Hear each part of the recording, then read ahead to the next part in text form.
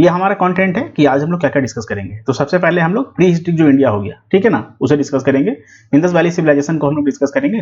ऋग्वैदिक period, ठीक है ना, जो 1500 बीसी से 1000 बीसी तक के लिए बीच में था, उसे डिस्कस करेंगे। मगध एम्पायर जो हो गया, हरियाणा का जो डायनेस्टी है, जिससे मगध एम्पायर का जो है साम्राज्य जो है मगध साम्राज्य जिसका शुरुआत हुआ था, ठीक है, वो हम लोग डिस्कस करेंगे। शिशुनागढ़ डायनेस्टी को, नंदा डायनेस्टी को। उसके बाद मौर्य एम्पायर को हम लोग डिस्कस करेंगे। दी गुप्तास के बारे में हम लोग पढ़ेंगे, जो गुप्ता पीरियड है। राइज ऑफ रीजनल किंगडम जो हो गया, उसे हम लोग डिस्कस करेंगे। दिल्ली सल्तनत के बारे में हम लोग डिस्कस करेंगे। विजयनगर एंड बाहमनी इंपायर जो हो गया, उसे डिस्कस करेंगे। मुगल इंपायर हम लोग डिस्कस करेंगे, मुगल साम्राज्य। मराठा इंपायर को, रिलीजियस मूवमेंट जो 600 बीसी से 400 बीसी के बीच में हुआ था, ठीक है। Advent of the Europeans in India, जो यूरोपियंस थे उनका इंडिया में आगमन, वो हम लोग डिस्कस करेंगे।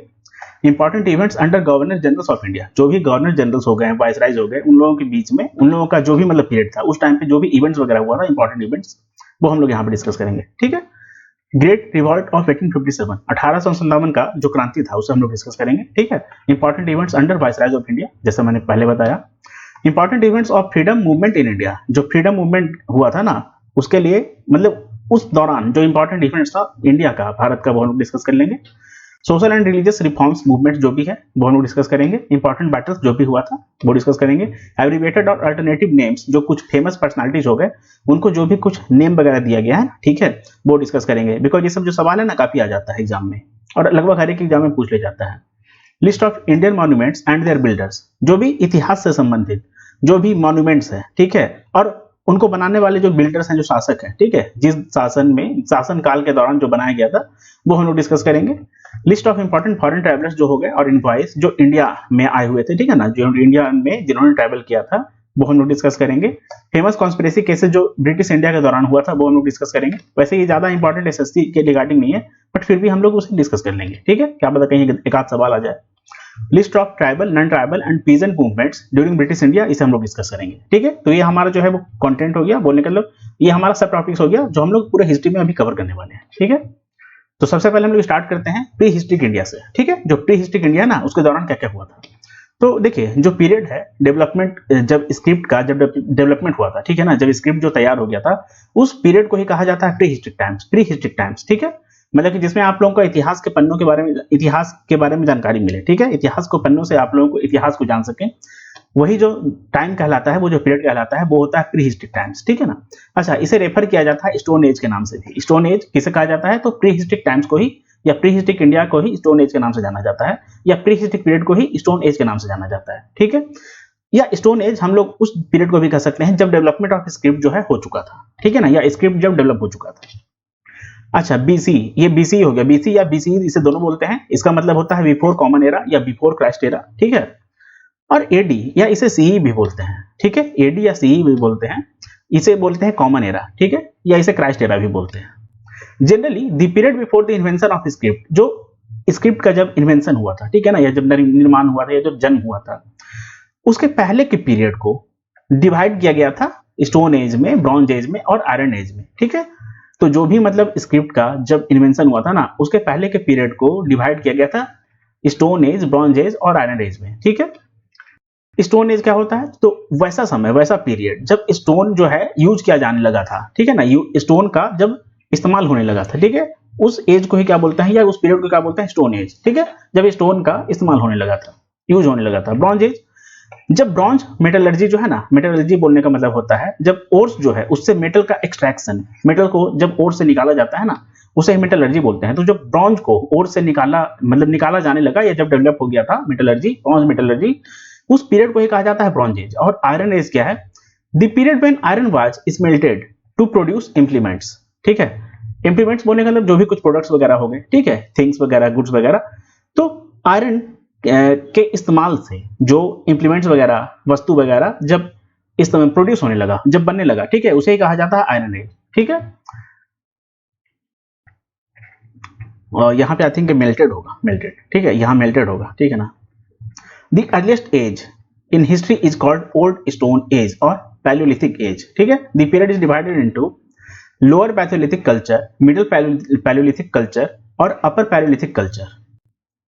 देखिए, जो सबसे अर्लीस्ट एज है ना हिस्ट्री का, उसे कहा जाता है old stone as, old stone as, ठीक है, जो कि सबसे अर्लीस्ट या सबसे अर्लीस्ट, सबसे पुराना एज है हिस्ट्री का, ठीक है, इतिहास का। तो इतिहास का सबसे पुराना एज कौन सा है? ओल्ड स्टोन एज, या ओल्ड स्टोन एज को ही पैलियोलिथिक कहा जाता है। या सवाल ऐसा ही बन सकता है कि जो पैलियोलिथिक एज है उसे और किस नाम से जाना जाता है? तो ओल्ड स्टोन एज के नाम से जाना जाता है। ओके, जो ओल्ड स्टोन एज है उसे 3 कैटेगरी में डिवाइड किया गया था, लोअर पैलियोलिथिक कल्चर, या लोअर पैलियोलिथिक एज, या मिडल पैलियोलिथिक एज, ठीक है, या कल्चर, या अपर पैलियोलिथिक कल्चर या एज, ठीक है। जो पहला पैलियोलिथिक टूल्स था वो आइडेंटिफाई हुआ था 1860 में। 1860 में जो फर्स्ट पैलियोलिथिक टूल्स है वो आइडेंटिफाई किया गया था, ठीक है, आइडेंटिफाई किया गया था। जो बाघोर 1 हो गया और जो बाघोर 3 हो गए, जो कि सन थे, जो कि ऑफ सन वैली, जो सन वैली के थे ना, कौन? बाघोर 1 और बाघोर 3, जो मध्य प्रदेश का जो सन वैली है, ठीक है ना, ये सम पैलियोलिथिक साइट्स है इंडिया का। बोलने का मतलब अपर पैलियोलिथिक साइट्स इंडिया का कौन सा है? तो बाघोर 1 और बाघोर 3, जो कहां है? सन वैली में है। कहां है सन वैली? मध्य प्रदेश में है, ठीक है। तो ये अपर पैलियोलिथिक साइट्स हैं कुछ इंडिया के। द पीरियड आफ्टर पैलियोलिथिक और स्टोन एज, जो ओल्ड स्टोन एज है ना, या जो पैलियोलिथिक एज है, इसके बाद का जो पीरियड है इसे मेसोलिथिक एज कहा जाता है, मेसोलिथिक एज, ठीक है, या इसे मिडिल स्टोन एज भी कहते हैं। जो मिडिल स्टोन एज है उसे मेसोलिथिक एज भी कहते हैं, ठीक है। The period that followed the Mesolithic as, अच्छा, मेसोलिथिक एज के बाद या जो मिडिल स्टोन एज है उसके बाद जो आने वाला पीरियड है, जो आने वाला समय है ना, उसे कहा जाता है आपका न्यूलिथिक एज, न्यूलिथिक एज, जिसे न्यू स्टोन एज कहते हैं, न्यू स्टोन एज या न्यूलिथिक एज, ठीक है। ये आप लोगों का मतलब सीरीज है, क्रम है कि सबसे पहले आपका पैलियोलिथिक एज आता है, फिर आपका मेसोलिथिक एज आता है, फिर आपका न्यूलिथिक एज आता है। पैलियोलिथिक एज को और दूसरे नाम से किस नाम से जाना जाता है? तो ओल्ड स्टोन एज के नाम से। मेसोलिथिक एज को किस नाम से जाना जाता है? तो मिडिल स्टोन एज के नाम से, ठीक है। या इसे आप लोग ऐसे भी कह सकते हैं कि देखिए, अगर आप लोगों का पैलियोलिथिक में पी लगा हुआ है, पी बोलने का हम लोग क्या पहला समझ सकते हैं? पहला, तो पहला सबसे पहला कौन सा था? ओल्ड स्टोन एज था। एम से क्या हम लोग इसे एम से मिडल समझ सकते हैं? एम फॉर मिड, मध्य, मिडल, ठीक है। तो ये आपका मिडल स्टोन एज हो जाएगा। और एन से एन में आप लोगों को एन दिख रहा है ना, एन, क्या हम लोग इसे न्यू समझ सकते हैं? न्यू या नया, तो जो नया स्टोन एज है, जो न्यू स्टोन एज है वो, ठीक है। ये याद करने का तरीका है अगर आप लोग ऐसे समझ सकते हैं तो, ताकि आप लोगों को कंफ्यूजन ना हो। इंडस वैली सिविलाइजेशन को हम लोग डिस्कस करेंगे, ठीक है। देखिए हम लोग मतलब इसे थोड़ा सा फास्ट ही करेंगे बिकॉज मैराथन सेशन है और ये रिवीजन सेशन है, ठीक है ना। इसमें हम लोग ज्यादा डिटेल में ज्यादा डिस्कस नहीं करेंगे, मतलब हर एक चीज को हम लोग बहुत ज्यादा विवरण के साथ नहीं पढ़ेंगे, उतना पढ़ेंगे जितना से हम लोगों का एग्जाम में सवाल देखने को मिलता है या जितना से क्वेश्चन उत्पन्न होता है, ठीक है।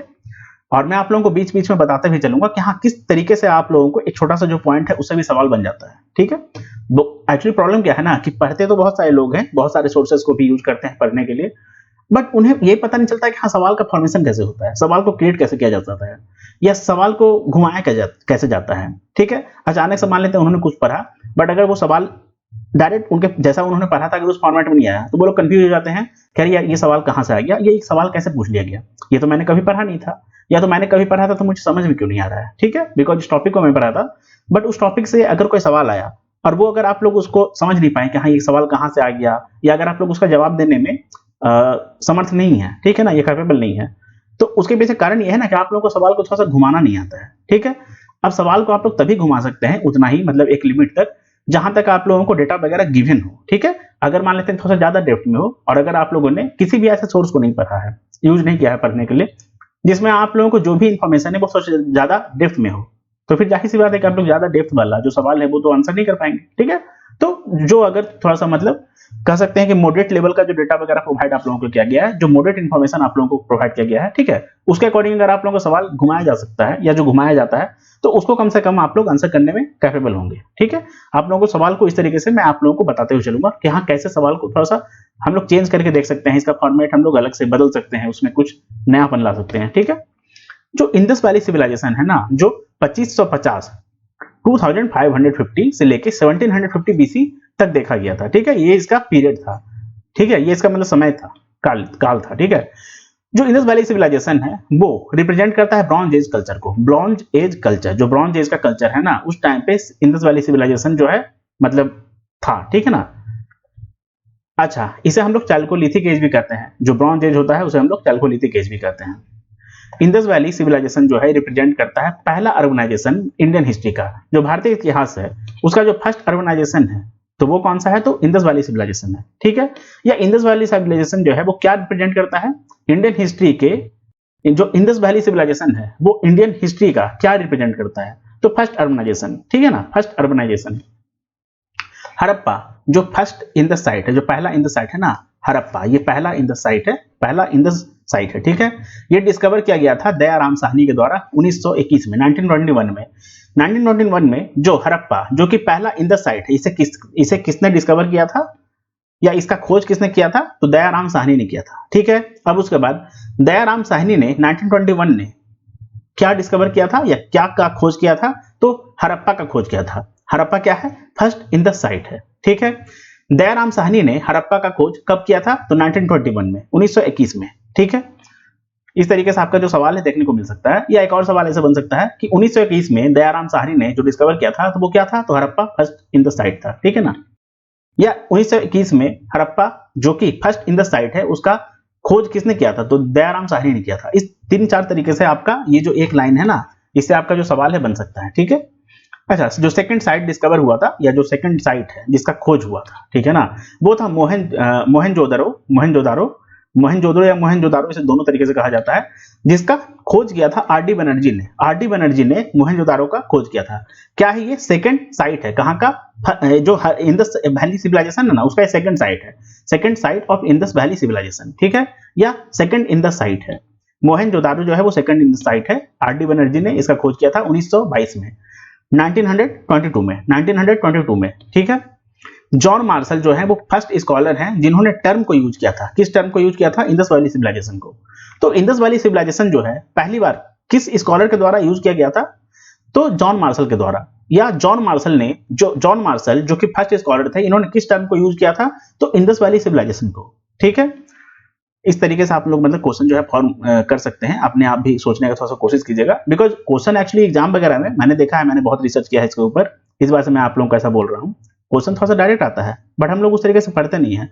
हम लोग थोड़ा सा रटने की कोशिश ज्यादा करते हैं, जो कि रटना भी चाहिए। एक्चुअली हिस्ट्री वगैरह ये सब है, रटने वगैरह का चीज है।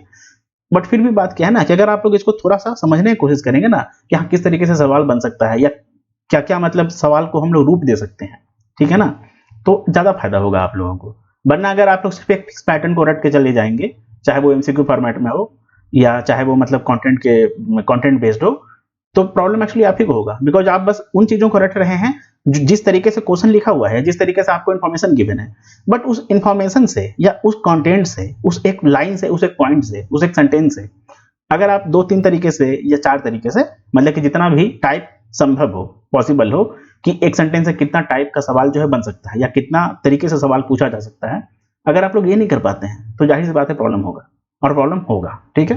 एक्चुअली यही वजह है कि बहुत सारे लोग मतलब पढ़ने के बावजूद भी अच्छा नहीं कर पाते हैं। हड़प्पा जो है सिचुएटेड है किस रिवर पे, किस नदी पे? तो रावी रिवर पे। तो रावी रिवर पे कौन सा जो इंडस वैली का जो साइट है वो सिचुएटेड है? तो हड़प्पा, ठीक है। या जो हड़प्पा सिचुएटेड है वो इंडस साइट है, जो फर्स्ट इन द साइट है। सेकंड इन द आपका हो गया मोहनजोदारो, जो फर्स्ट इन द साइट है हड़प्पा, ठीक है ना। तो वो किस नदी पे सिचुएटेड है या किस सिचुएटेड था, ठीक है ना? तो रावी रिवर पे, ठीक है। हाईली इफिशिएंट टाउन प्लानिंग था, हाईली इफिशिएंट टाउन प्लानिंग इस समय देखने को मिला था, ठीक है। The streets were laid at right angles with an elaborate system of covered drains. Covered drains बोलने का मतलब जो भी मतलब ड्रेन्स वगैरह हो गया ना, जो ड्रेनेज सिस्टम वगैरह हो गया, पूरी तरह से मतलब वो कवर्ड था। और ये राइट एंगल्स पे जो स्ट्रीट्स वगैरह थे ना, वो मतलब लेट थे, ठीक है, मतलब बने हुए थे राइट एंगल्स पे। The ability of read and right and existence of script. इस समय जो स्क्रिप्ट वगैरह हो गया ना, स्क्रिप्ट बोलने का मतलब जिसे मनुस्मृति कहा जाता है, मनुस्मृति, ठीक है ना। तो उसका एग्जिस्टेंस देखने को मिला था, उसका मौजूदगी देखने को मिला था, ठीक है। और एबिलिटी बोलने का मतलब जो भी इस समय रहने वाले जो भी लोग थे, ठीक है, तो उस समय क्या है ना कि उन लोगों को रीड और राइट बोलने का मतलब पढ़ने और लिखने का जो क्षमता है या जो योग्यता है वो कम से कम उस समय देखने को मिला था, ऐसा माना जाता है, ठीक है, ऐसा मतलब माना जाता है इतिहास के द्वारा। Iron was not known to the people of Indus valley civilization. जो आयरन है ना, जो लोहा हो गया, इसके बारे में जो इंडस वैली सिविलाइजेशन हो गए, यहाँ के जो रहने वाले नागरिक हो गए, पीपल हो गए, इन लोगों को आयरन के बारे में कोई भी जानकारी नहीं था उस समय, ठीक है। बोलने का मतलब आयरन जो है पूरी तरह से अननोन था। आयरन मतलब उनको आयरन के बारे में कुछ भी पता नहीं था, लोहा के बारे में इन लोगों को कुछ भी पता नहीं था, ठीक है। Presence of buildings made of BRICS. बोलने का मतलब जो ब्रिक्स हो गया, जो ईटा वगैरह हो गया, उससे बने हुए जो भी बिल्डिंग्स वगैरह हो गए, ठीक है ना, तो उनका वहां पे मौजूदगी देखने को मिला था, प्रेजेंस, ठीक है। मतलब कि ब्रिक्स वगैरह से जो बिल्डिंग्स वगैरह है उस समय उसका निर्माण ऐसा होने लगा था। Slaves were present in Indus valley civilization, जो गुलाम हो गए, स्लेव्स हो गए, वो उस समय मतलब देखने को मिलते थे इंडस वैली सिविलाइजेशन के दौरान। This society in Indus valley civilization is patriarchal. Patriarchal बोलने का मतलब क्या होता है ना, कि एक ऐसा सोसाइटी, एक ऐसा समाज जिसे जो मेल लोग हो गए, जो मर्द लोग हो गए, ठीक है ना, जो जेंट्स लोग हो गए, मतलब वही मतलब उसे रूल करेंगे, वही उसे ऑर्गेनाइज करेंगे, वही उसे मतलब किसी भी तरीके से समझ सकते हैं कि क्या बोलते हैं, गवर्न करेंगे, ठीक है, गवर्न करेंगे। बोलने का मतलब पूरी तरह से उनके द्वारा ही कुछ भी मतलब यहाँ फैसला वगैरह लिया जाएगा, उनके कंट्रोल में होगा, उनके कंट्रोल में होगा पूरा का जो साम्राज्य हो गया और जो समाज हो गया, ठीक है ना। मैन पावर इसे हम लोग कह सकते हैं जनरली। हाँ, वोमेन के rather than women, the Indus valley people were the earliest to produce cotton. तो जो कॉटन है, जो सबसे पहली मतलब कि सबसे अर्लीस्ट जो कॉटन प्रोड्यूस किया गया था, तो वो कब हुआ था, तो इंडस वैली सिविलाइजेशन के पीरियड के दौरान हुआ था, ठीक है ना। और at the time of Indus valley civilization, और इंडस वैली के जो पीपल हो गए, जो लोग हो गए, इन्होंने पहली बार जो है कॉटन को प्रोड्यूस किया था, ठीक है। कॉटन को प्रोड्यूस कब किया गया था, सबसे पहली बार इंडस वैली सिविलाइजेशन के दौरान, ठीक है। इंडस वैली जो सिविलाइजेशन है, वहां के जो नागरिक हो गए, जो पीपल हो गए, जो रहने वाले लोग हो गए, उन लोगों के दौरान जो है कॉटन का निर्माण हुआ था, या कॉटन को प्रोड्यूस किया गया था। The people of Indus Valley civilization practiced both internal as well as external trade. Internal और एक्सटर्नल ट्रेड जो है उस समय प्रैक्टिस में था, ठीक है, प्रैक्टिस में था इंडस वैली सिविलाइजेशन के दौरान। One of the sources of Harappan economy was trade and exchange activities. उस समय जो व्यापार हो गया और जो एक्सचेंज एक्टिविटीज हो गया ना, ये एक सोर्स था हड़प्पन इकोनॉमी का। हड़प्पन इकोनॉमी मतलब कि हड़प्पन जो साम्राज्य हो गया, या जो हड़प्पन सभ्यता हो गया, उस टाइम पे जो इकोनॉमिक था ना, उसका एक सोर्स क्या था, ठीक है, जो आर्थिक स्थिति है, तो उसका सोर्स क्या था, तो ट्रेड, व्यापार और एक्सचेंज एक्टिविटीज, ठीक है ना, जो लेन देन वगैरह, जो बदल के कुछ होता है ना, कि हाँ अगर आप किसी को कुछ दे रहे हैं उसके बदले में आप कुछ दे रहा है, तो वो भी एक तरीके का आपका इकोनॉमी का ही फॉर्म है ना। और जो हड़प्पन्स हो गए, इन्होंने Harappans had close trade contacts with the मेसोपोटामियंस and also with the various cultures of India. जो भी मतलब मेसोपोटामियंस हो गए ना, और अलग अलग तरह का जो कल्चर्स है इंडिया में, तो यहाँ पर मतलब क्लोज ट्रेड देखने को ऐसा मिला था। क्लोज ट्रेड कॉन्टैक्ट्स बोलने का मतलब बहुत ज्यादा मतलब आपस में इन लोगों का कॉन्टैक्ट वगैरह, ट्रेड का कॉन्टैक्ट्स वगैरह होता था, ठीक है, डील्स वगैरह आप लोग मतलब ऐसा समझ सकते हैं। देयर इज नो एविडेंस, यहाँ पर कोई भी ऐसा एविडेंस, तथ्य क्वाइंस का, coins so barter is assume to have been the normal method of exchange of goods. बोलने का सिंपल है ना, कि इस दौरान जो इंडस वैली सिविलाइजेशन है, इस दौरान क्वाइंस का कोई भी मतलब एविडेंस नहीं पाया गया है। जो क्वाइंस हो गया, मुद्रा हो गया, सिक्का हो गया, इसका कोई भी एविडेंस देखने को नहीं मिला है। तो ऐसा एज्यूम किया जाता है, ऐसा एज्यूम किया जाता है, या ऐसा मतलब कह सकते हैं कि हाँ सोचा जाता है, ठीक है ना, या समझा जाता है, मतलब ऐसा माना जाता है कि जो बार्टर सिस्टम है, जो बार्टर एक्सचेंज सिस्टम होता है ना, कि अगर मान लेते हैं कि आप किसी को कोई सब सामान दे दे, उसके बदले में आपको कोई चावल दे देगा। जैसे कि आप मतलब किसी को कपड़ा दे दें, उसके बदले में आपको कोई गेहूं दे देगा, कोई चावल दे देगा, कोई दाल दे देगा। इस तरीके से जो बार्टर सिस्टम होता है ना, कि एक एक्सचेंज का फॉर्मेट है, कि आपको अगर जिस सामान का जरूरत है वो सामान आप दूसरा से ले लें, और दूसरे को जो सामान का जरूरत है, आवश्यकता है, आप उसे, आपके पास अगर वो है उपलब्ध, तो आप उसे दे दें। इस तरीके से आप दोनों का काम हो जाएगा, आप दोनों के बीच में एक्सचेंज भी हो जाएगा। इसे ही बार्टर सिस्टम कहा जाता था। आई थिंक आप लोग इतना तो जानते होंगे। तो ऐसा माना जाता है कि उस समय बार्टर सिस्टम ही चलता था, ठीक है, बिकॉज वहां पे कॉइन्स का कोई भी एविडेंस नहीं देखने को मिला है, कोई भी प्रूफ वगैरह नहीं देखने को मिला है। जो लोथल है वो क्या है, तो लोथल एक एंशियंट पोर्ट है इंडस वैली सिविलाइजेशन का, ठीक है। A dock yard structure found here, यहाँ पर जो है ना एक डॉक यार्ड का स्ट्रक्चर जो है वो देखने को मिला था। लोथल एक एंशियंट पोर्ट है इंडस वैली सिविलाइजेशन का। The seals found were mostly square in shape, square मतलब होते थे, ठीक है, जो चौला होता है ना, चौला चौकोर टाइप का, वो मतलब उस शेप में देखने को मिलता था, जो कि बना हुआ था, होता था स्टेटाइट के द्वारा, स्टेटाइट से बना हुआ होता था, स्टेटाइट से, ठीक है। मोस्ट कॉमन एनिमल उस समय सील जो है, ऑन सील वाज यूनिकॉर्न। जो सील हो गया ना, उस वहां पे जो सबसे कॉमन एनिमल होते थे वो यूनिकॉर्न थे। यूनिकॉर्न, यूनिकॉर्न बोलने का मतलब जो इसका एक सिंग होता था ना, ऐसा मतलब माना जाता है, जो यूनिकॉर्न जो जानवर है उसका एक सिंग होता था, ठीक है। वही मतलब उस समय ऐसा जो है मोस्ट कॉमन वहां का एनिमल उस समय था, जानवर था।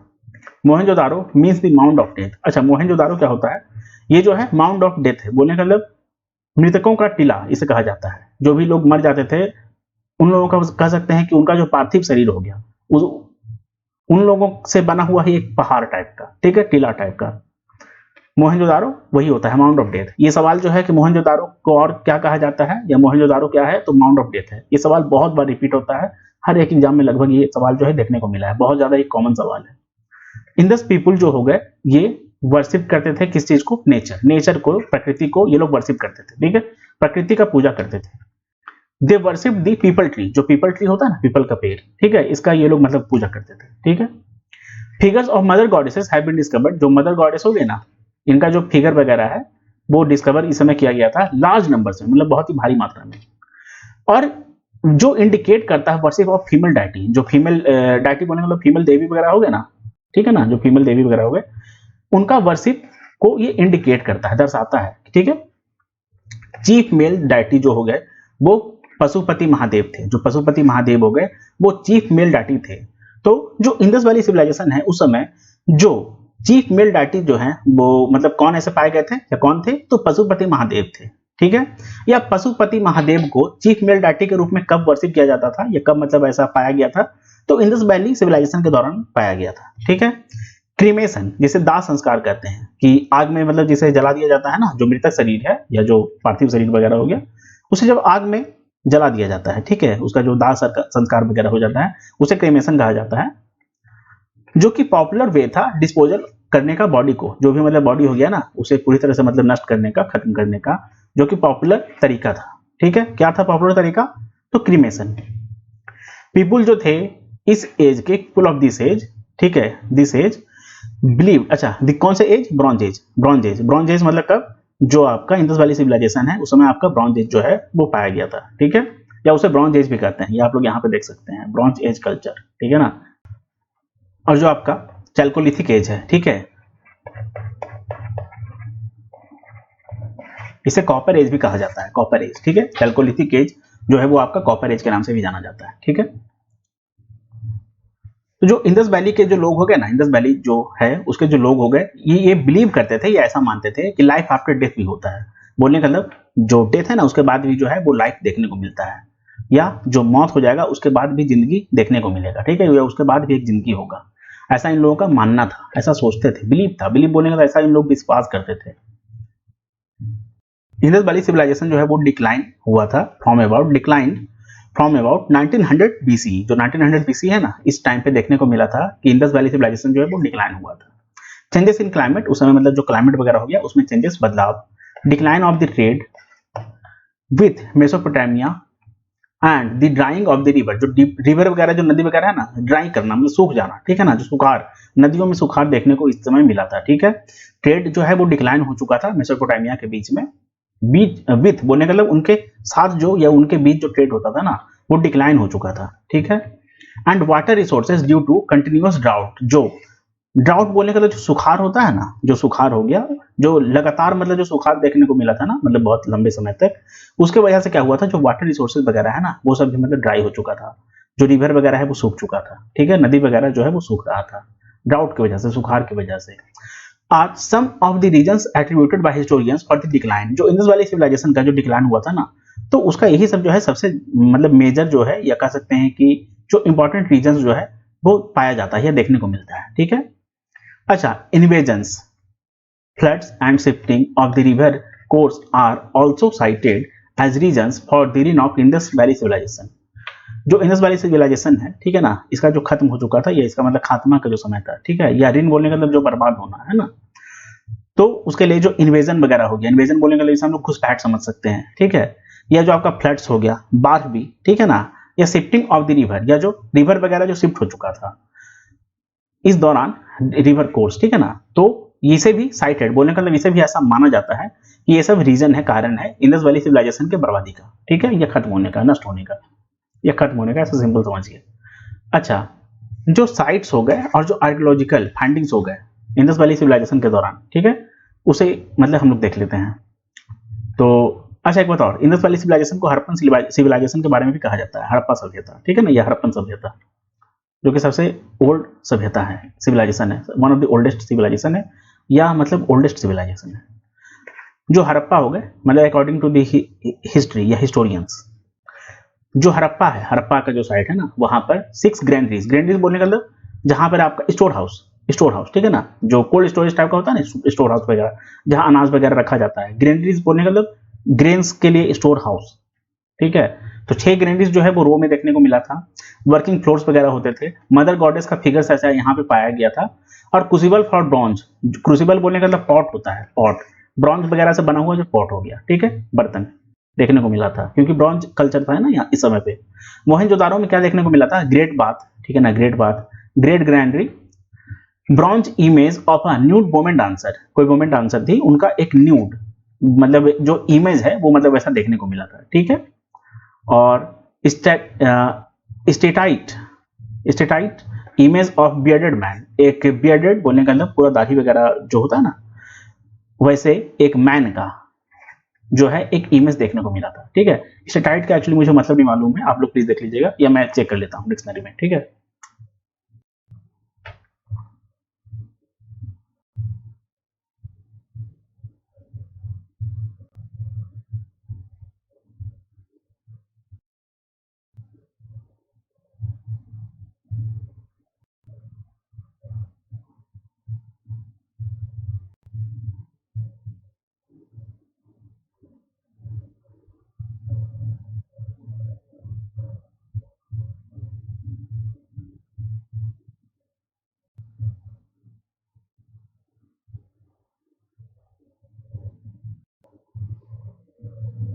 साबुन का पत्थर इसे कहा जा रहा है, साबुन का पत्थर, ठीक है ना, साबुन का पत्थर, या इसे एक और नाम से जाना जाता है सेल खेरी, सेल खेरी, सेल सेल खटीयुक्त, सेल खटी मतलब इसे कहा जाता है। सिंपली आप लोग इसे समझिए सोप स्टोन, साबुन का पत्थर, साबुन का पत्थर, ठीक है।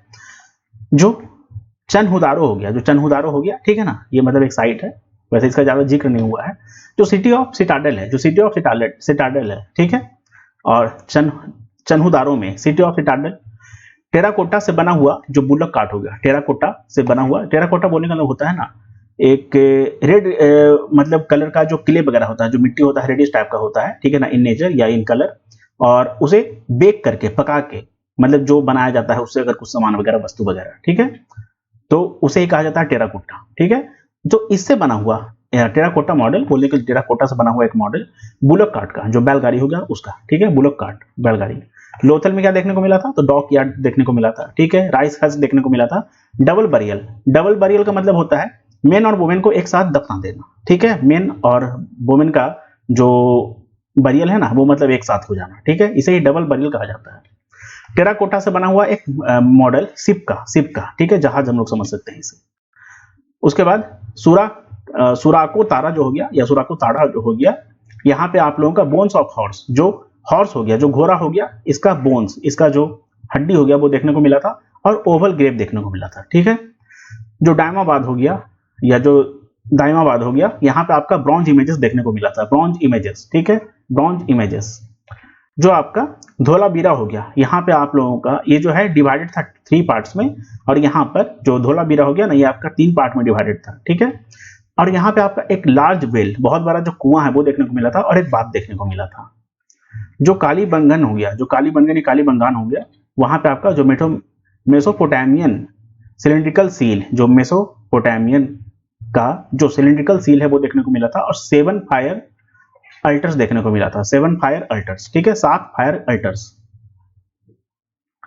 हम लोग डिस्कस कर लेते हैं कि जो ऋग वैदिक पीरियड है, जो 1500 बीसी से लेके 1000 बीसी तक देखने को मिला था उसके बारे में। तो यहाँ पे जो है ना मोनार्की फॉर्म ऑफ गवर्नमेंट था, जो सरकार था बोलने का मतलब मोनार्कियल, यहाँ पे आप लोगों को गवर्नेंस था, ठीक है, या गवर्नेंट था। तो विथ अ किंग बोलने का मतलब ये जो किंग होते थे जिसे राजन के नाम से जाना जाता था, और ये पैट्रियार्कल था। पैट्रियार्कल बोलने का मतलब पुरुष प्रधान, जहां पर मतलब मेन को सबसे ज्यादा योग्य माना जाता है, सबसे ज्यादा वैल्यू किया जाता है, ठीक है, कि जो भी करेंगे वही करेंगे मेन, ठीक है, या मैन। और राजन मतलब किंग को जाना जाता था किस नाम से, राजन के नाम से, ठीक है। और जना जो था वो सबसे लार्जेस्ट सोशल यूनिट था ऋग्वेदिक टाइम्स का। हाउसेस जो होते थे इस पीरियड के बोलने का मतलब ऋग्वेदिक पीरियड के जो हाउसेस होते थे, जो घर होते थे, वो बने हुए होते थे वेटल से और डॉब से, ठीक है। और यहाँ पर जो पीपल का लाइफ था ना वो नोमैडिक था, नोमैडिक होते थे, ठीक है।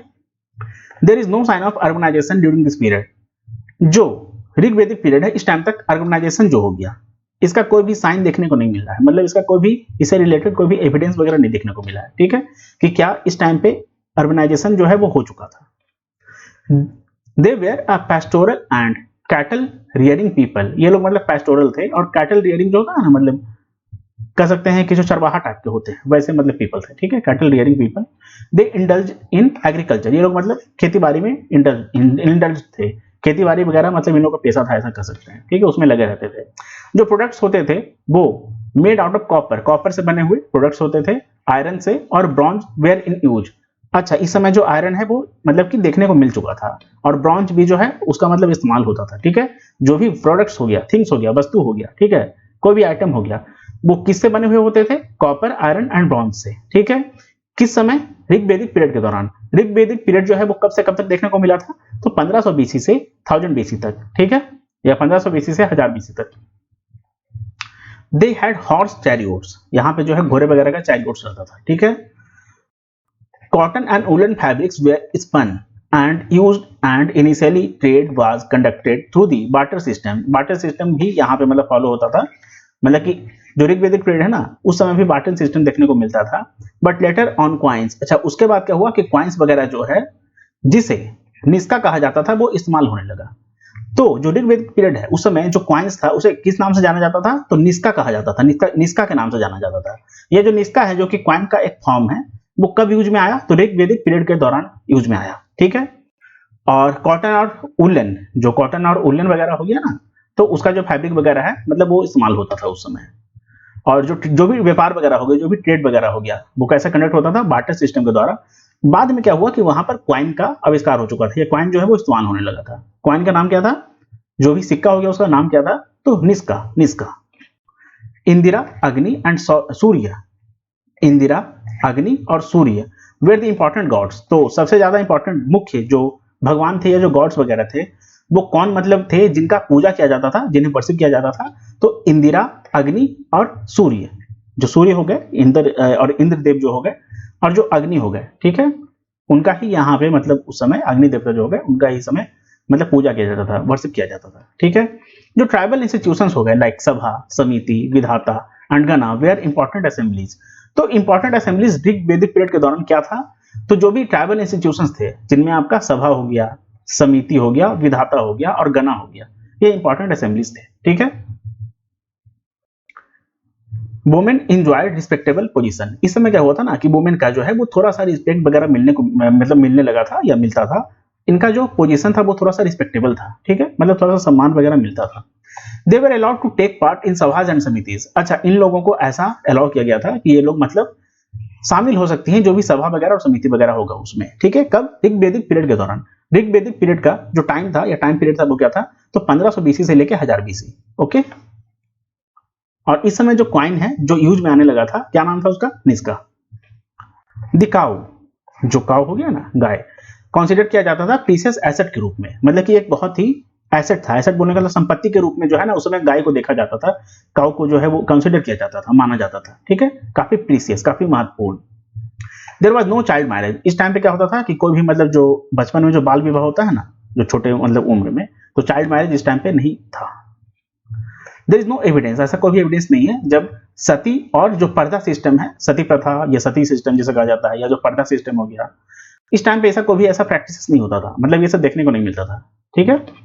जो सोसाइटी था वो कॉम्प्राइज था 4 वर्णाज में, जिनमें आपका जो नेमली है, क्या थे वर्णाज, जो नेमली है ना, तो ब्राह्मण, क्षत्रिय, वैश्य और शूद्र।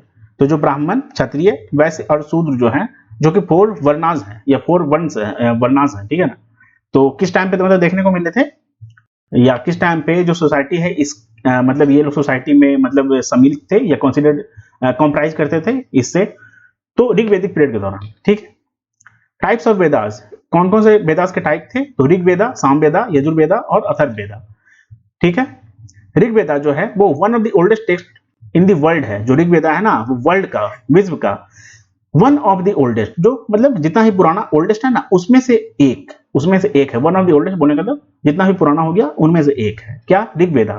अच्छा, और इसमें कंटेन होता है 1028 हिम्स, जो 1028 हिम्स इसमें जो है कंटेंट है, ठीक है, किसमें, ऋग्वेदा में। और डिवाइडेड है 10 मंडल्स में, 10 मंडल्स में, 10 मंडल्स में ये डिवाइडेड है, ठीक है। तो टोटल मतलब कितने जो हिम्स हो गए, जो हाइम्स हो गए, वो ऋग्वेदा में है, तो 1028, 1028, ठीक है। और कितने मंडल्स में डिवाइडेड है, तो 10 मंडल्स में डिवाइडेड है, 10 मंडल में डिवाइडेड है, ठीक है। और ये one of the oldest text है वर्ल्ड का, विश्व का। जो हाइम्स हो गए ऋग्वेदा में, वो रिसाइट किए जाते थे, रिसाइटेड बाय होत्री, होत्री के द्वारा ये रिसाइट किए जाते थे, ठीक है, होत्री। जो सामवेदा हो गया, इसमें कंटेंट करता है 1549, 1549 हाइम्स। और ये कलेक्शन है मेलोडीज का, जो मेलोडीज हो गया ना, ये उसका कलेक्शन है, उसका संग्रह है, कलेक्शन है, ठीक है। जो सामवेदा हो गया, ये इंपॉर्टेंट था म्यूजिक के लिए, ठीक है। मेलोडी बोलने का मतलब आप लोगों को कुछ म्यूजिक से लग रहा है, मेलोडी म्यूजिक है ना, तो ये था इंपॉर्टेंट म्यूजिक के लिए। जो यजुर्वेदा हो गया, ये रिचुअल वेदा था, ये एक तरीके का रिचुअल जो वेदा होता है ना, वो था यजुर्वेदा। अथर्ववेदा जो है मोस्टली डील करता था मैजिक के बारे में, जो जादू वगैरह हो गया उसके बारे में, ठीक है, अथर्ववेद या अथर्ववेदा। जो उपनिषद हो गया, ये टेक्स्ट था, are the text with high philosophical connotations, बोलने का मतलब बहुत ही ज्यादा इसमें फिलोसॉफिकल बात वगैरह किया जाता था, ठीक है, किसमें, उपनिषद में, Upanishad. The latest Upanishad was written during the reign of Akbar, जो अकबर का साम्राज्य था ना, उस टाइम पे जो लेटेस्ट उपनिषद है वो लिखा गया था, रिटन हुआ था, ठीक है ना, मतलब वो लिखा गया था। तो जो लेटेस्ट उपनिषद है वो कब लिखा गया था, तो या ड्यूरिंग हुज रीन, तो ये अकबर के दौरान, अकबर के साम्राज्य के दौरान, ठीक है, या during the reign of Akbar.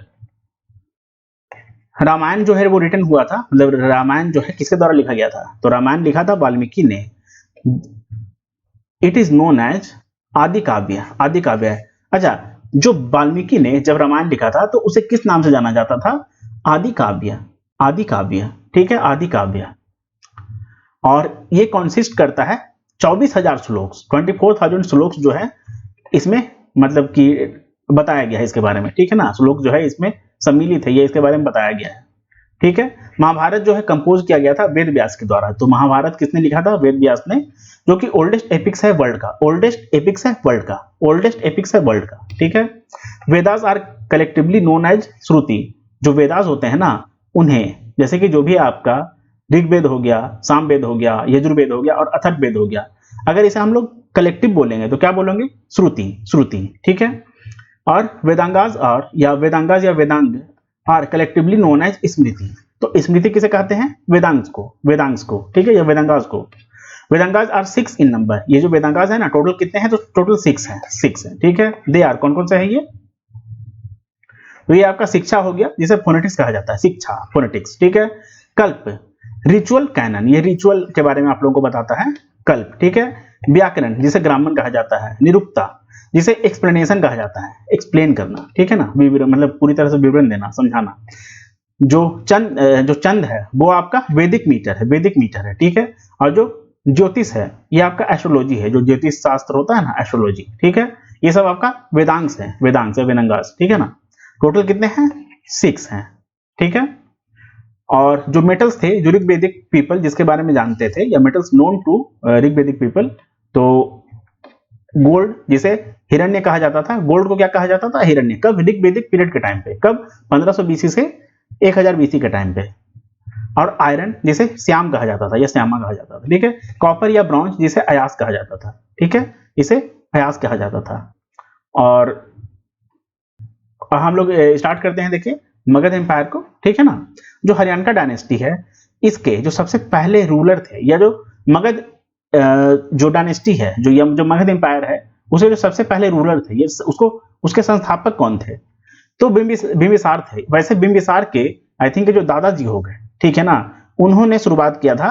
But ऐसा माना जाता है कि पूरी तरह से जो मगध एम्पायर का जो साम्राज्य स्टार्ट हुआ था, या साम्राज्य जो है शुरुआत हुआ था, या उसके जो सबसे पहले और जो सबसे बड़े मेजर जो रूलर थे, ठीक है ना, तो वो बिंबिसार थे, या बिंबिसारा थे, बिंबिसार, ठीक है ना, बिंबिसारा नहीं, मतलब ऐसा बोल सकते हैं हम लोग। इनका जो पीरियड है वो कब से कब तक है, तो 558 बीसी से लेके 492 बीसी, 558 बीसी टू 492 बीसी, ठीक है ना, जो पीरियड था वो बिंबिसार का था। हरियाणा डायनेस्टी के संस्थापक हैं, ठीक है।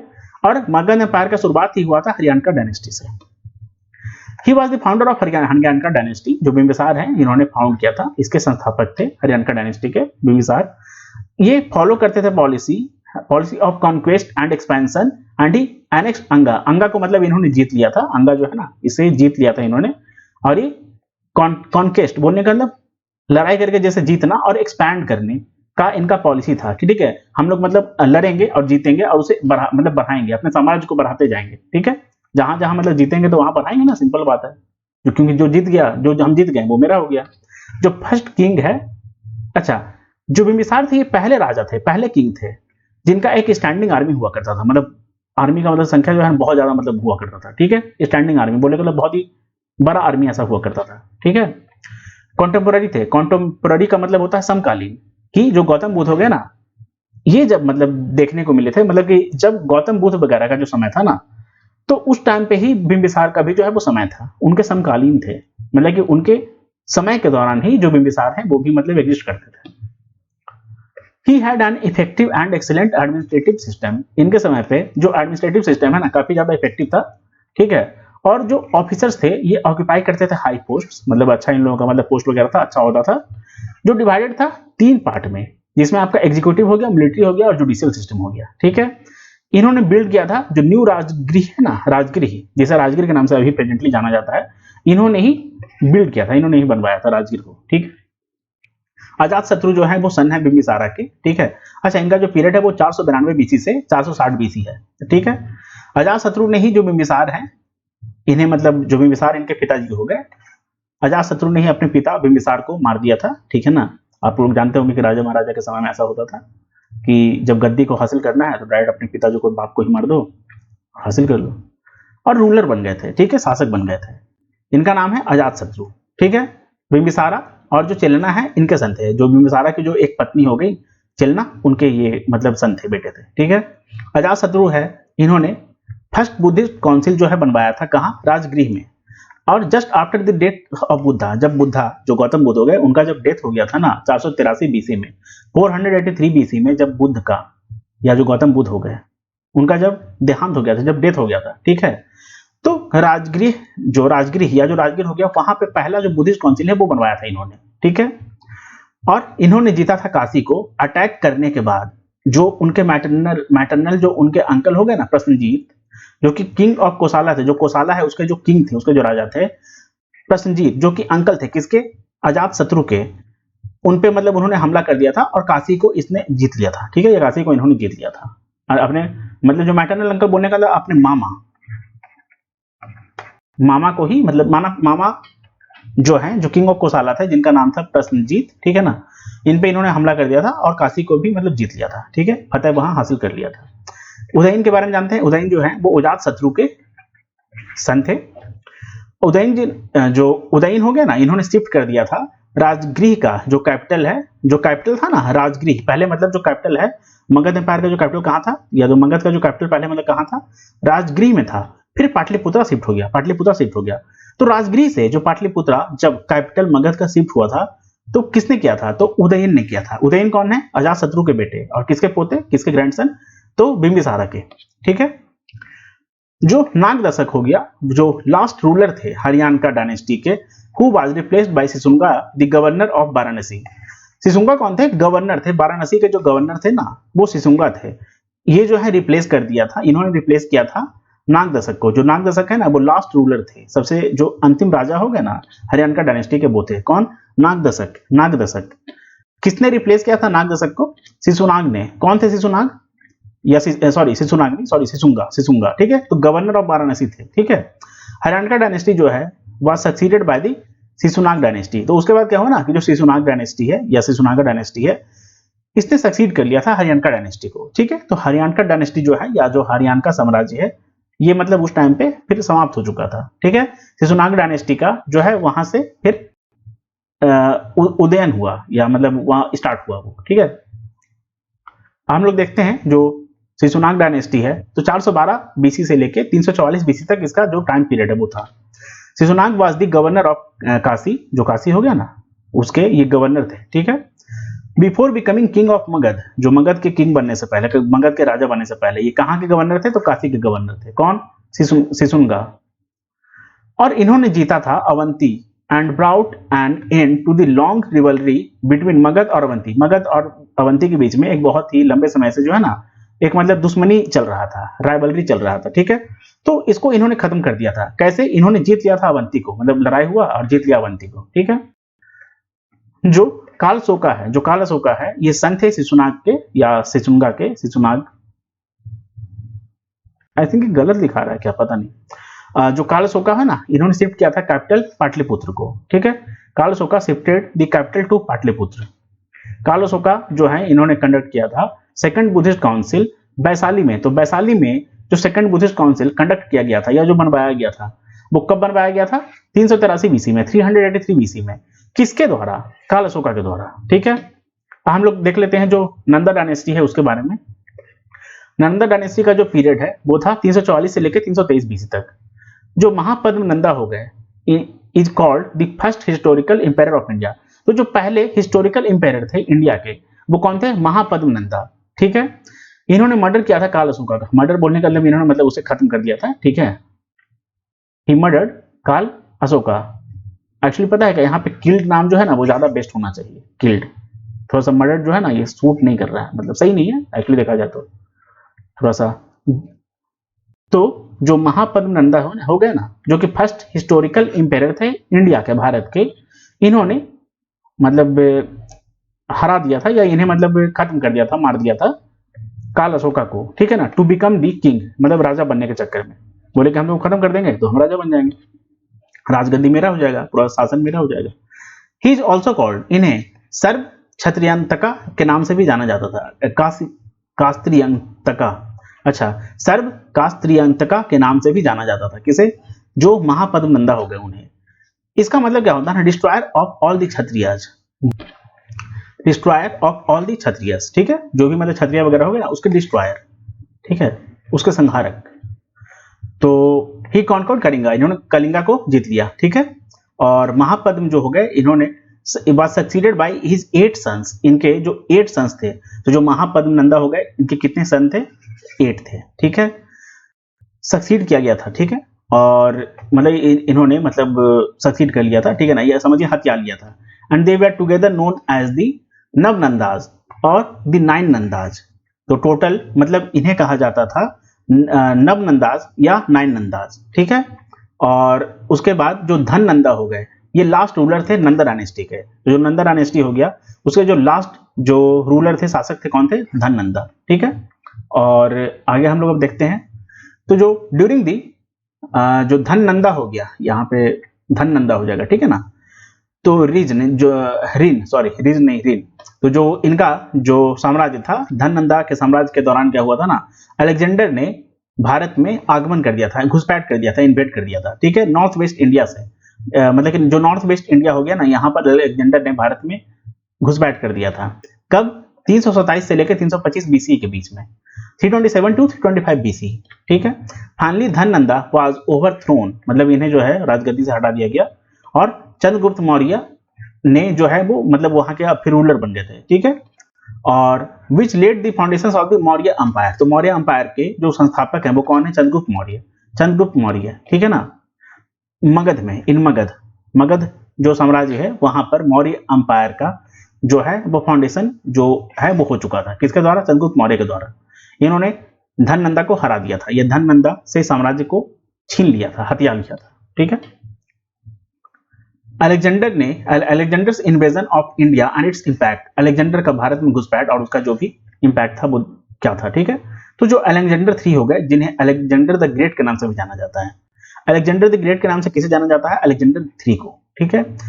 Great, the great was the son of Philip. अच्छा, जो अलेक्जेंडर 3 थे या जो अलेक्जेंडर द ग्रेट थे, ये सन ऑफ किसके थे? बेटे फिलिप के। रूलर जो मैसेडोनियन के रूलर थे। तो फिलिप कौन थे? मैसेडोनियन के रूलर। और जो फिलिप के बेटे थे उनका नाम क्या था? अलेक्जेंडर द ग्रेट या अलेक्जेंडर 3, जिन्होंने भारत में घुसपैठ कब किया था? 327 बीसी से लेकर 325 बीसी, उस पीरियड के दौरान, ठीक है। He succeeded his father to the throne of Macedonian in 336 BC. जो अलेक्जेंडर 3 हो गए ना, इन्होंने सक्सीड किया था अपने फादर को थ्रोन के लिए, गद्दी के लिए, जो मैसेडोनियन का जो थ्रोन है ना उसके लिए 336 बीसी में, 336 बीसी में।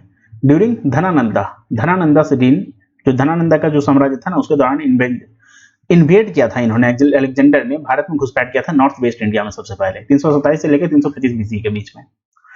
326 बीसी में क्या हुआ था कि जब अलेक्जेंडर ने इंटर किया था इंडियन सब कॉन्टिनेंट को, बोलेंगे तो जब यहाँ घुस चुके थे, आ चुके थे इंडियन सब कॉन्टिनेंट में, आफ्टर डिफीटिंग दी पर्सियंस, पर्सियंस को हरा के, डिफीटिंग बोलेंगे तो उसे हरा के, ठीक है ना, अम्भी दी रूलर ऑफ टक्सिला, जो तक्सिला के रूलर अम्भी थे ना, इन्हें हरा के और पर्सियंस को हरा के, ठीक है ना, और surrendered and accepted the suzerainty of Alexander. तो अलेक्जेंडर का जो भी सुजरेनिटी था ना उसे एक्सेप्ट कर चुके थे। सुजरेनिटी को मतलब आप लोग समझिए पॉलिसी, ठीक है ना, पॉलिसी को उसके अलेक्जेंडर के सामने इन्होंने सरेंडर कर दिया था, मतलब हथियार डाल दिया था और एक्सेप्ट कर लिया था जो भी अलेक्जेंडर का पॉलिसी वगैरह था, ठीक है, बस ऐसा समझिए। The most famous of Alexander's encounters was with Porus, जो पोरस था उसके साथ जो अलेक्जेंडर का है ना वो सबसे ज्यादा जो फेमस इनकाउंटर है वही देखने को मिलता है। Ruler of the region between Jhelum and बीस, जो झेलम और बीस जो नदी है ना, वो जो रीजन वो है झेलम और बीस नदी का जो रीजन है, जो क्षेत्र है, वहां के रूलर थे कौन, पोरस, ठीक है। Two armies met in the battle of Hydaspes या Hydaspes in which Porus was imprisoned, Porus को बोलने का मतलब इम्प्रिजन बोलने का मतलब बंधक बना लेना, ठीक है, पोरस को जो है इम्प्रिजन बना लिया गया था जब भी जो टू आर्मीज जब मिले थे ना बैटल ऑफ हाइडस्पेस में, उस दौरान।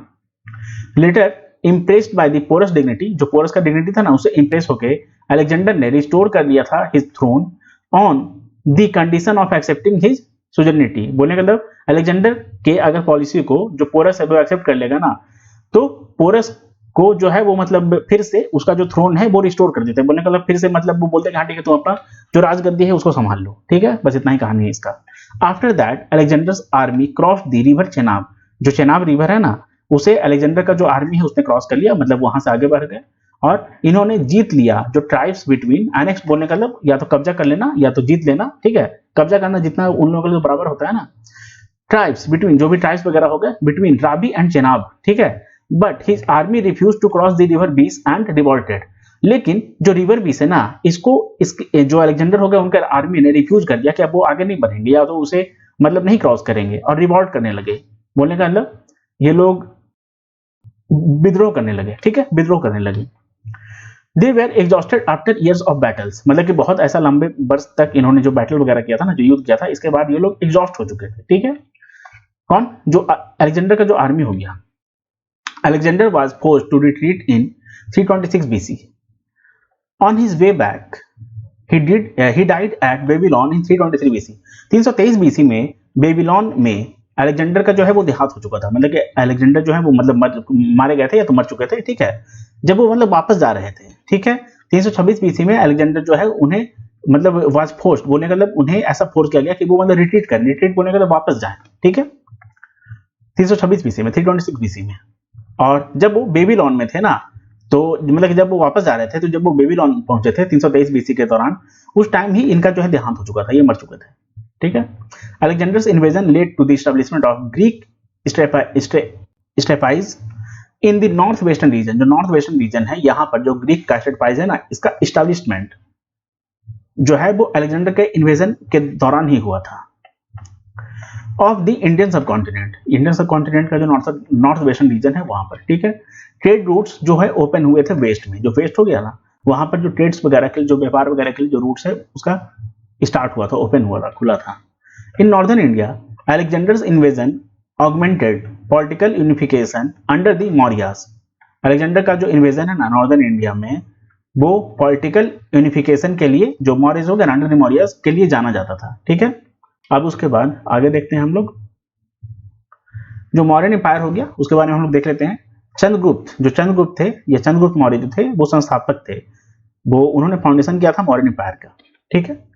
इन a series of battles of Chandragupta defeated Dhanananda, जो धनानंदा हो गए ना तो इनका जब इनके साथ बैटल हो रहा था तो इन्हें डिफीट करके, धनानंदा को डिफीट करके जो चंद्रगुप्त मौर्यन हो गए इन्होंने फाउंडेशन रखा था मौर्य एम्पायर का, कब, 321 BC में, 321 BC में, ठीक है, 321 BC में। और he conspired with Chanakya the minister of Nanda, जो धनानंदा हो गए ना इनके जो मिनिस्टर थे तो जो चाणक्य थे जो धनानंदा के मिनिस्टर थे, ठीक है ना, इनके साथ इन्होंने कॉन्स्पिरेसी किया था, मतलब कॉन्स्पायर्ड बोलने का इनके साथ मिलके ही इन्होंने जो लास्ट रूलर है ना धनानंदा को, इन्हें मतलब ओवरथ्रो कर दिया था या हरा दिया था, ठीक है। Chanakya also known as Kautilya, अच्छा चाणक्य को किस नाम से जाना जाता है, तो कौटिल्य के नाम से भी जाना जाता है। या कौटिल्य कौन थे, तो चाणक्य थे, चाणक्य कौन थे, तो कौटिल्य थे, ठीक है। Was an Indian statesman, India के स्टेट्समैन थे और फिलोसफर थे, मतलब जाने माने मतलब फिलोसफी वगैरह करते हैं ना वो, ठीक है।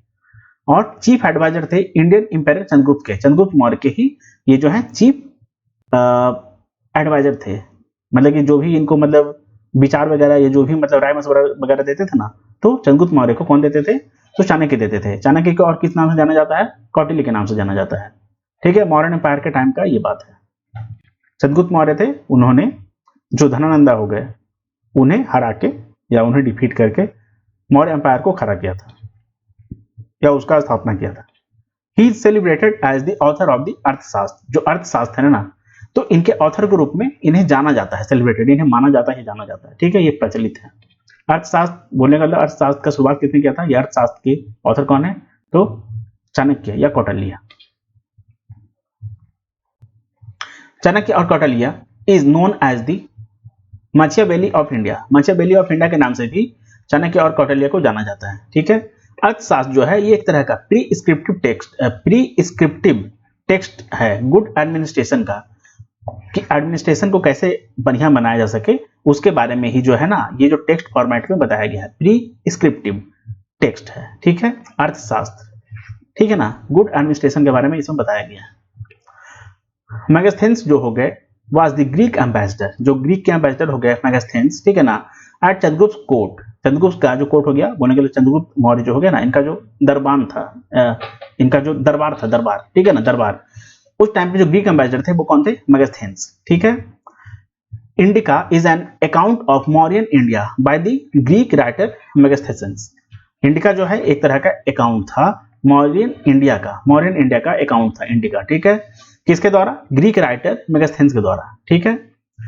Pataliputra was the great capital city in the modern empire, जो मॉडर्न एम्पायर है इस टाइम पे जो ग्रेट कैपिटल सिटी था वो कौन सा था, तो पाटलिपुत्रा था। अच्छा, जो चंद्रगुप्त का जो ऋण हो गया, चंद्रगुप्त मौर्य का जो ऋण हो गया, जो साम्राज्य हो गया, ये लास्ट हुआ था आपका, मतलब लास्टेड बोलने के लिए कब से कब तक था, 321 बीसी से, 321 बीसी में स्थापना हुआ था, यह फाउंड हो चुका था, ठीक है, खड़ा हो चुका था। 321 बीसी से लेकर 297 बीसी तक, 321 बीसी टू 297 बीसी तक जो है वो चंद्रगुप्त मौर्य का जो साम्राज्य है वो देखने को मिला था, ठीक है। हम लोग बिंदुसारा के बारे में देख लेते हैं। बिंदुसारा कौन थे, चंद्रगुप्त सन बिंदुसारा सक्सीडेड हिम एज इंपेरर इन 297 बीसी। तो जो बिंदुसारा है ना, ये जो बिंदुसारा हो गए चंद्रगुप्त मौर्य के ही सन थे, बेटे थे, ठीक है, इन्होंने सक्सीड किया था एज इंपेरर, मतलब ये इंपेरर बन गए थे, ठीक है, कब, 297 बीसी में। Bindusara was known as Amitraghata slayer of foes, जो स्लेयर ऑफ फोज है इसे अमृत घाट के नाम से भी जाना जाता है, ठीक है ना, अमृत घाट, और बिंदुसारा को अमृत घाट के नाम से भी जाना जाता था, अमित्र घाट, अमित्र घाट, अमित्र घाट के नाम से जाना जाता था, अमित्र घाट, ठीक है।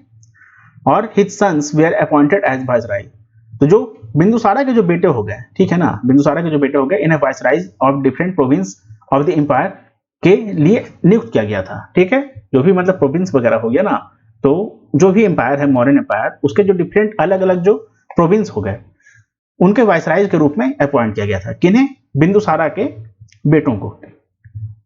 Bindusara had appointed his son Ashoka as the viceroy of Ujjain, तो जो उज्जैन के जो वाइसराय थे वो कौन थे, अशोका थे, और अशोका किसके बेटे थे, बिंदुसारा के बेटे थे, ठीक है।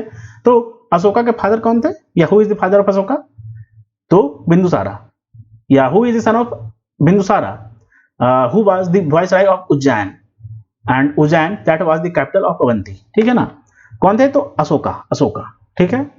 अच्छा, उज्जैन जो थे, उज्जैन जो है ना उस टाइम पे जो अवंती है उसका कैपिटल माना जाता था या उसका कैपिटल था, ठीक है।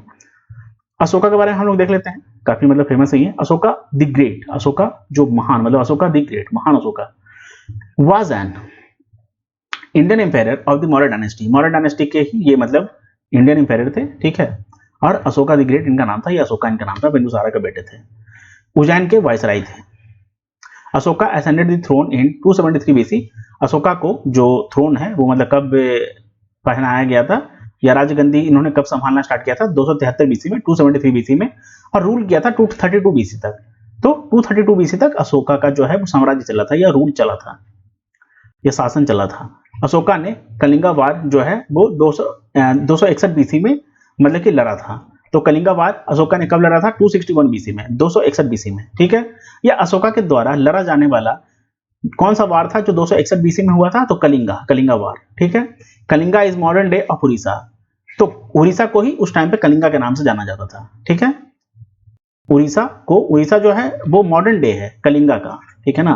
मतलब कि मॉडर्न डे में, मौजूदा समय में, वर्तमान में कलिंगा को ही उड़ीसा के नाम से जाना जाता है। After the battle of Kalinga, तो कलिंगा का जो युद्ध था उसके बाद अशोका जो है वो बुद्धिस्ट के मतलब फॉलोअर बन गए थे, ठीक है। बुद्धिस्ट के फॉलोअर बन गए थे।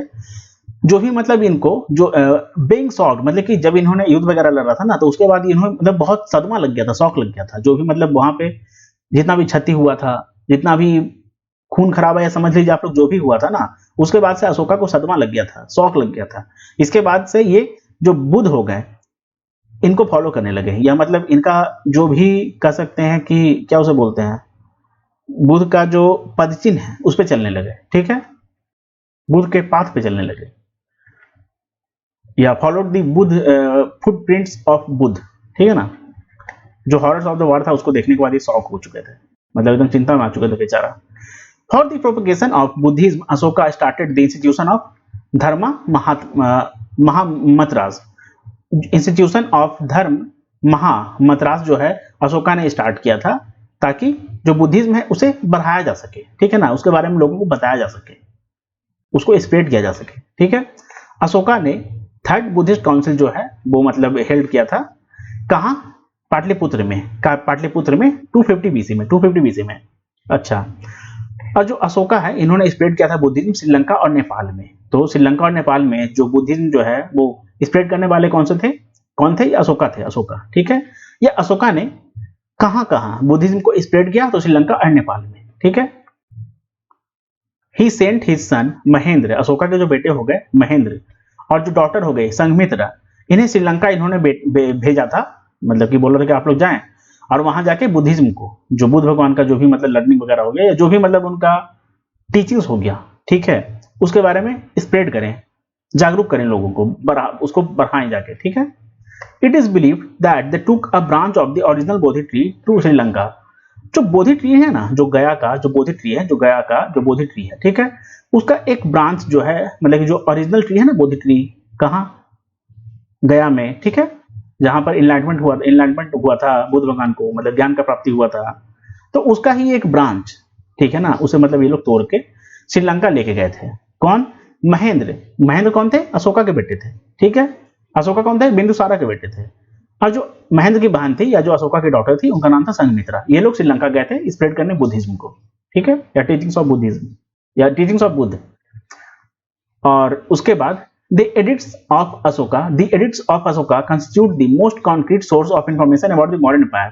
तो जो अशोका का जो एडिक्ट्स है ना, मतलब अशोका के टाइम पे जो भी मतलब कुछ स्क्रिप्ट्स वगैरह या जो भी मतलब वहां पे जो जांच वगैरह में जो पाया गया ना, मतलब जो खोजबीन में, उससे ऐसा पता चलता है ना कि जो मॉडर्न एम्पायर है उसके बारे में काफी प्रॉपर इंफॉर्मेशन मतलब मिलता है। कॉन्क्रीट बोलने का मतलब एकदम मतलब वेल प्रूफ्ड जो इंफॉर्मेशन है वो मिलता है मतलब मॉडर्न एम्पायर के बारे में, ठीक है ना। There are 33 edicts comprising 14 major rock edicts. 14 major rock edicts वगैरह जो है, देखे 33 जो है ना टोटल एडिक्ट्स वहां पे मतलब पाया गया था। देयर आर टोटल 33 एडिक्ट्स, ठीक है, जिसमें से जो 14 है वो मेजर रॉक एडिक्ट्स है। 2 कलिंगा एडिक्ट्स के नाम से जाना जाता है, जो 2 और नॉन एडिक्ट्स है ना वो कलिंगा एडिक्ट्स के नाम से जाने जाते हैं। और 7 पिलर एडिक्ट्स, जो भी मतलब पिलर पे जो एडिक्ट्स था ना वो 7 था, total 7 pillar edicts. Some minor rock edicts, ठीक है ना, and a few minor pillar inscriptions, जो है वो मतलब टोटल 33 एडिक्ट्स का पार्ट है, ठीक है। अच्छा, जो बृहद्रथ हो गए was the last ruler of Maurya Empire killed by Pushyamitra Shunga who founded Shunga dynasty. तो जो शुंगा डायनेस्टी है उसके फाउंडर कौन थे? तो पुष्यमित्र शुंगा डायनेस्टी को इन्होंने फाउंड किया था, बोलने के लिए इसके स्थापना किया था। कब? 185 बीसी में। और जो बृहद्रथ हो गए ये जो थे वो अंतिम रूलर थे, मतलब कि अंतिम शासक थे, लास्ट शासक थे किसके? मौर्य अंपायर के, ठीक है। आगे देखते हैं अगला, जो मॉडर्न एडमिनिस्ट्रेशन है ना इसके बारे में हम लोग देख लेते हैं। जो मॉडर्न एडमिनिस्ट्रेशन है वो हाईली सेंट्रलाइज्ड था, ठीक है। The empire was the supreme power and source of all authority, जो भी मतलब एम्पायर था ना वो काफी ज्यादा उनके पास मतलब पावर था, और पूरा मतलब अथॉरिटी वगैरह है उनके पास ही था, ठीक है, मतलब कोई फैसला वगैरह करने का एकदम मतलब जो उनके पास कंट्रोल वगैरह होता है ना, पूरा पावर मतलब, ठीक है। The capital region of Pataliputra was directly administered, ठीक है, मतलब कि डायरेक्ट जो है ना वो कैपिटल रीजन, मॉडर्न एडमिनिस्ट्रेशन का जो कैपिटल रीजन हो गया ना पाटलिपुत्र, वो पूरी तरह से मतलब एडमिनिस्ट्रेड था, ठीक है। और the rest of the empire was divided into 4 province, जो बाकी का जो एम्पायर था, जो मौर्यन एम्पायर है ना, उसका कैपिटल कौन सा था, तो पाटलिपुत्र था, ठीक है। और जो बाकी के एम्पायर थे, मतलब कि जो एम्पायर का जो बाकी का हिस्सा था, ठीक है ना, तो वो डिवाइड था 4 प्रोविंसेस में, जिसमें आपका सुवर्णगिरी हो गया। कहाँ ये सुवर्णगिरी कहाँ है, तो कर्नूल, जो कि आंध्र प्रदेश में है ना, तो नियर कर्नूल, कर्नूल के पास आंध्र प्रदेश जो हो गया, वहां पर सुवर्णगिरी जो है वो मतलब एक प्रोविंस था, ठीक है। एक उज्जैन, जो कि अवंती और मलबा जो हो गया, अवंती और मलबा जो है ना उज्जैन में वहां, ठीक है, मतलब कि उज्जैन का जो अवंती हो गया और मलबा, ठीक है। और तक्षशिला इन the north west, north west का जो तक्षशिला हो गया वहां, और तोसाली इन उड़ीसा इन दी साउथ ईस्ट, जो साउथ ईस्ट हो गया ना वहां पर, जो उड़ीसा में जो तोसाली है वहां, नॉर्थ ईस्ट का जो आपका तक्षशिला हो गया, अवंती और मालवा जो उज्जैन का हो गया, और आंध्र प्रदेश जो कि कन्नूल के पास में जो सुवर्णगिरी है ना वहां है, जो ये मतलब 4 प्रोविंस में ये जो है डिस्ट्रीब्यूटेड थे, ये डिवाइडेड थे, ठीक है। अच्छा, the provinces were administered by governors, अच्छा बाकी के जो प्रोविंसेस थे ना ये गवर्न किए जाते थे गवर्नर्स के द्वारा, ठीक है। Who were usually royal princes, अच्छा ये लोग कौन थे, जो रॉयल प्रिंसेस थे ना वही थे गवर्नर्स, ठीक है। मॉडर्न एडमिनिस्ट्रेटर, मॉडर्न एडमिनिस्ट्रेशन के टाइम पे जो ऑफिसर्स थे उनके बारे में देख लेते हैं। जो समहर्थ थे, ठीक है, ये रेवेन्यू कलेक्टर थे, जो समहर्थ थे ये रेवेन्यू कलेक्टर थे। सन्निदाता जो थे या सन्निधिता जो थे ये ट्रेजरी हेड थे, ट्रेजरी के हेड, ठीक है, जो खजाना वगैरह होता है ना उसके हेड। और राजूकास जो थे ये ऑफिसर्स इंचार्ज थे, officers in charge of land measurement and boundary fixing, land measurement and boundary fixing के इंचार्ज कौन थे, या ऑफिसर इंचार्ज कौन थे, राजूकास। व्यवहारिका, जो व्यवहारिका है ये चीफ जज थे, ठीक है। और युक्ता जो हो गई ये सब ऑर्डिनेट रेवेन्यू ऑफिसर थे, ठीक है। प्रसति ये प्रिजन हेड थे, प्रिजन हेड कौन से थे, प्रसति। और दंडपाला, दंडपाला हेड ऑफ पुलिस थे, हेड ऑफ पुलिस कौन थे, दंडपाला, ठीक है। दंडपाला दंड देने वाले, मतलब पुलिस जो दंड वगैरह देता है ना, पनिशमेंट देता है, ऐसा आप लोग थोड़ा सा याद कर सकते हैं। और जो मंत्री हो गया चीफ मिनिस्टर, मिनिस्टर बोलने का मतलब मंत्री, आप लोगों को पता समझ में आ रहा है, मंत्री तो मिनिस्टर चीफ मिनिस्टर है ना, इस तरीके से आप लोग समझ सकते हैं। मंत्री परिषद अध्यक्ष, मंत्री Parishad Adhyaksha head of council of ministers, ठीक है। और जो पुरोहित चीफ प्राइस्ट, चीफ प्राइस्ट जो है मतलब पुरोहित, ठीक है ना।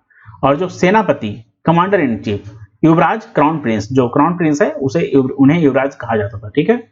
रेवेन्यू कलेक्टर को क्या कहा जाता था, समहर्थ। सन्निदाता किसे कहा जाता था, ट्रेजरी हेड को। राजूकास जो थे वो officers in charge of land measurement and boundary fixing मतलब थे, ठीक है। व्यवहारिका चीफ जज, Yukta subordinate revenue officer, Prasasti prison head, Dandapala head of police, Mantri chief minister, Mantri Parishad Adhyaksha head of council of ministers, ठीक है। पुरोहित चीफ प्राइस्ट, ठीक है ना, पुरोहित जो पंडित होते हैं ना, मतलब सबसे मुख्य पंडित चीफ प्राइस्ट। और सेनापति कमांडर इन चीफ, ठीक है। और जो युवराज क्राउन प्रिंस। हम लोग गुप्ता के बारे में देख लेते हैं। The Guptas after the modern empire, जो मॉडर्न एम्पायर है ना उसके बाद, जो मॉडर्न साम्राज्य है उसके बाद गुप्ता किंगडम जो है इमर्ज हुआ था, ठीक है, मतलब स्टार्ट हुआ था इसका एज अ ग्रेट पावर, मतलब कि बहुत ही महान शक्ति के रूप में, ग्रेट पावर के रूप में, है ना, मतलब काफी पावरफुल था। श्रीगुप्त जो है इन्होंने फाउंड किया था गुप्ता डायनेस्टी को। तो गुप्ता डायनेस्टी के संस्थापक या फाउंडर कौन थे, Srigupta. The first ruler of the Gupta empire was Srigupta, ठीक है। जो गुप्ता एम्पायर है उसके सबसे पहले राजा कौन थे, सबसे पहले रूलर कौन थे, सबसे पहले शासक कौन थे, श्रीगुप्त थे, ठीक है, जिन्होंने फाउंड किया था, जिन्होंने खोजा था या जिन्होंने स्थापित किया था गुप्ता डायनेस्टी को, ठीक है। और गुप्ता डायनेस्टी कब आया था, मौर्यन एम्पायर के बाद में।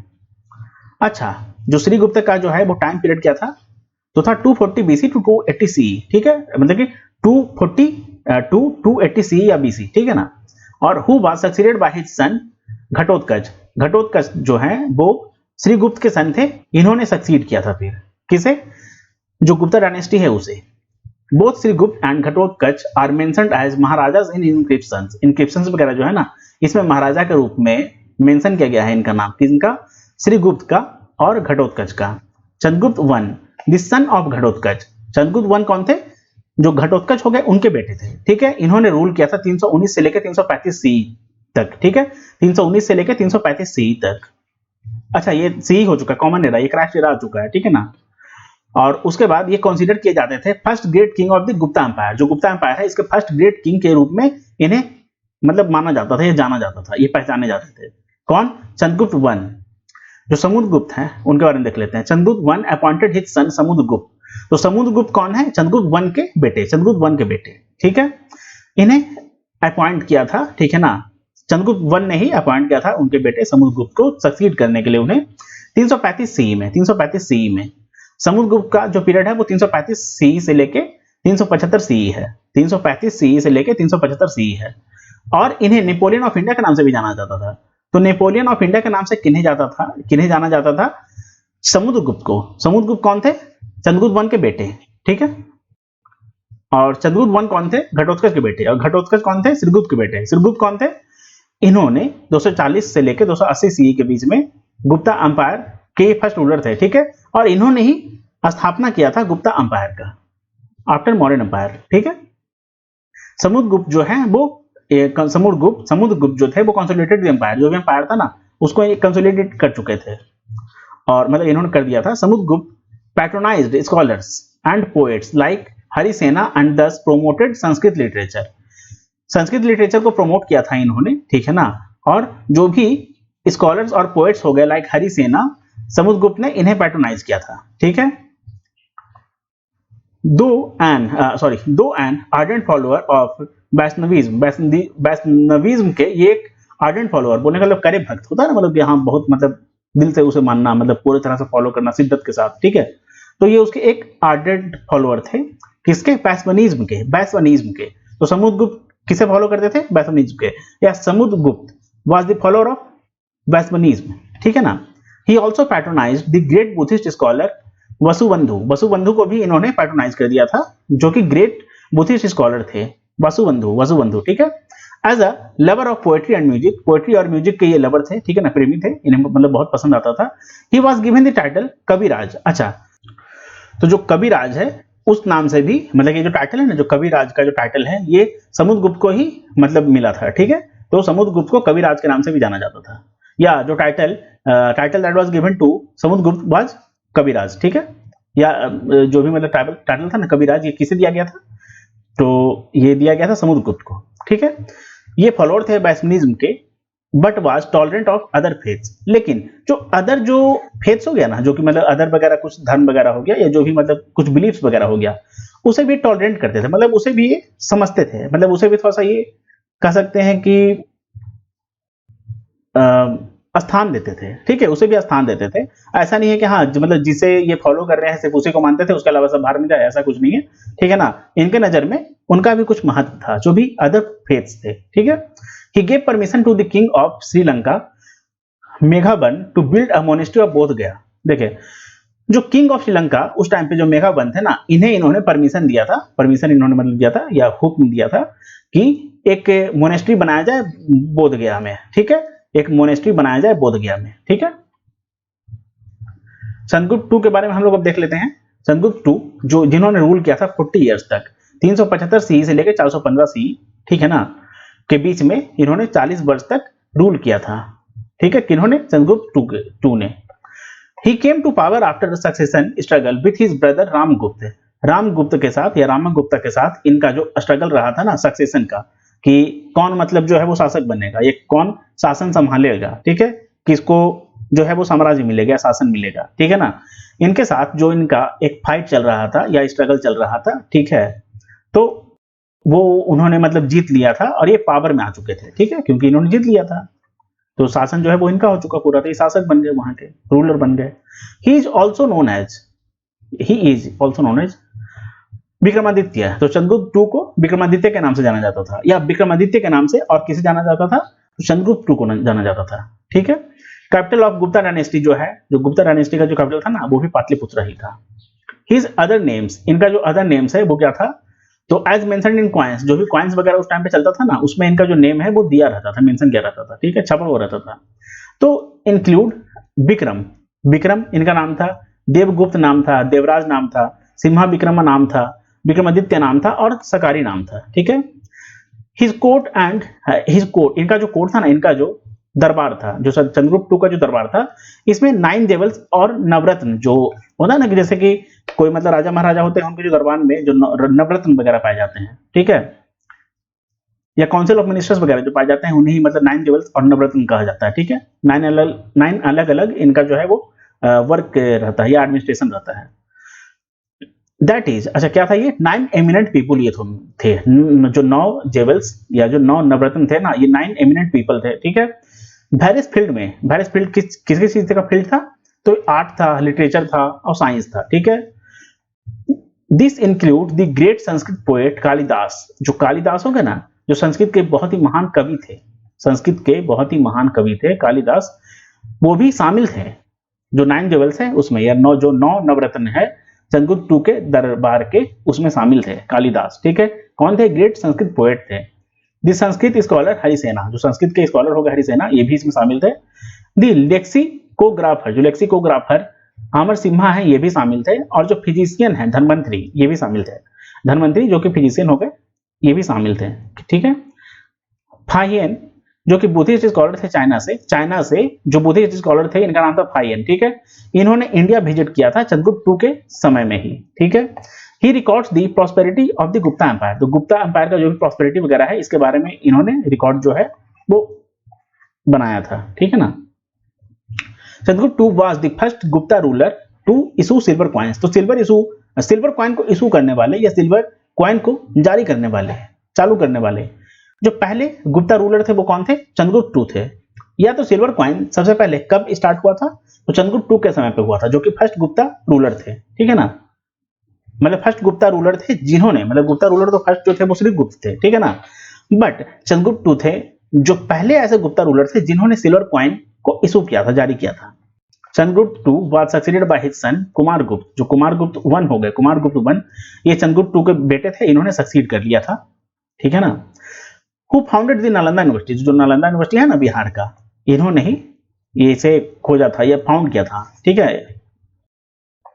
ही वाज आल्सो कॉल्ड सक्रादित्य, तो जो कुमारगुप्त वन हो गए, इन्हें और किस नाम से जाना जाता था, तो सक्रादित्य के नाम से जाना जाता था। या सक्रादित्य के नाम से किस रूलर को जाना जाता था, तो कुमारगुप्त वन को जाना जाता था। कुमारगुप्त वन कौन थे, चंद्रगुप्त टू के बेटे थे, और इन्होंने नालंदा यूनिवर्सिटी फाउंड किया था। या नालंदा यूनिवर्सिटी किसने फाउंड किया था, who was the founder of the Nalanda university, तो Kumaragupta one, who was also known as Shakraditya. ठीक है, who has succeeded his father Chandragupta to.